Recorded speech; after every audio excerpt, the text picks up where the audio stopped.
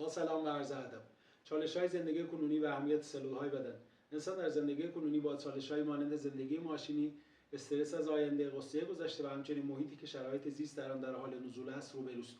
میانگین طول عمر 80 ساله انسان بسیار کمتر از میزان عمری است که انسان در شرایط بهینه میتواند داشته باشد. سلول‌های بدن که شامل 200 نوع مختلفند با آفتاب و اندام‌های مختلف را تشکیل می‌دهند و هر فرد بالغ بیش از 37 تریلیون سلول دارد و طول عمر مفید هر سلول بین 8 تا 10 سال است، مگر اینکه به دلایل بیرونی یا درونی از بین برود. تلومرها کلاهک‌های محافظ در انتهای رشته‌های دی ان ای و داخل کروموزوم‌ها هستند و در یک شخص جوان تلومرها حدود 8000 تا 10000 جفت باز دارند که با هر بار مرگ و تقسیم سلولی طول آنها کاهش می‌یابد. با پایان یافتن طول تلومرها امکان ادامه حیات از دست می‌رود. با در نظر گرفتن طول عمر سلول‌های انسان و طول تلومرها، یک بدن در شرایط بهینه می‌تواند بین 320 تا 600 سال عمر کند. سبک زندگی و تغذیه بر سلامت سلول. مطالعات و تحقیقات هم به نتایج چندین پژوهش در خصوص سلول‌ها به یک مورد اهم و اساسی اشاره می‌کند.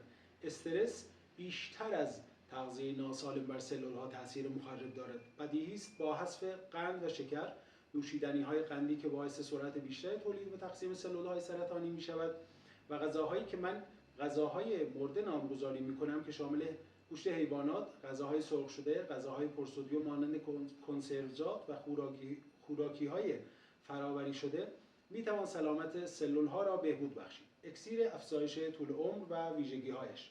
برای جایگزینی قند، پروتئین و مواد لازم برای محافظت از سلول‌ها، عسل ارگانیک دستیافته را با مواد مؤثر فرآوری کردم.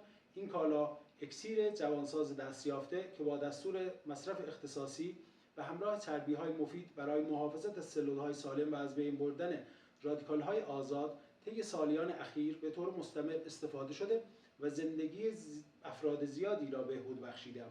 اکسیر جوانساز که کندکننده روند پیری است، موجب کاهش استرس، خواب منظم، عمیق و کافی، تامین کننده رطوبت لازم برای سلول‌ها و تامین پروتئین و قند می‌شود.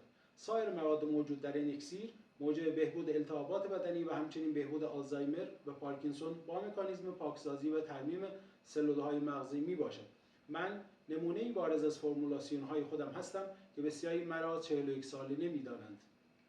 با افتخار اعلام می‌کنم که اکسیر جوانساز را در یک فرد 79 ساله مورد مطالعه قرار داده‌ایم که شاهد نرمال شدن عصب و حرکات هستیم.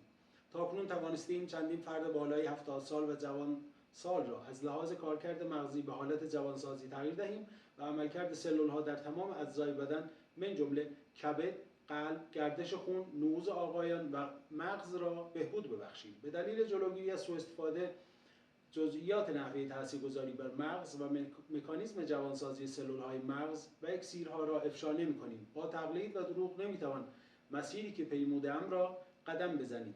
چلوغلی همکاری‌های بین‌المللی. تولید اکسیرها با مواد در دسترس و به راحتی ممکن بوده و موجب پایداری محیط زیست نیز می‌شود.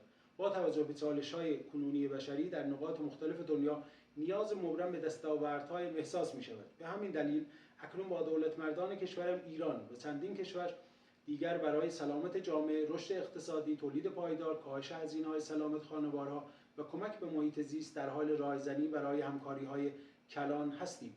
هدف چشم‌انداز من از شرکت در مسابقات علمی و بین‌المللی ارائه راهکارهایی برای افزایش طول عمر و بهبود کیفیت زندگی انسان است. لازم ذکر است در طی یک دهه اخیر با توجه به مطالعات و پژوهش‌های خودم و تولید کالاهای متمایز و منحصر به فرد در تلاش برای ارتقای کیفیت زندگی‌ها هستم و بعد از ارائه حداقل 18 فرمولاسیون و با کسب 6 مدال و مقام در مسابقات بین‌المللی خود را دانش‌پذیری مستحق دریافت بالاترین امتیاز از سمت شما داوران محترم و اساتید بزرگوار می‌دانم. تا انرژی بخش و کارساز برای ادامه تحقیقاتم باشد که بیش از 1/4 عمرم برای تکنولوژی‌های پزشکی، درمانی و سلامتی صرف شده است.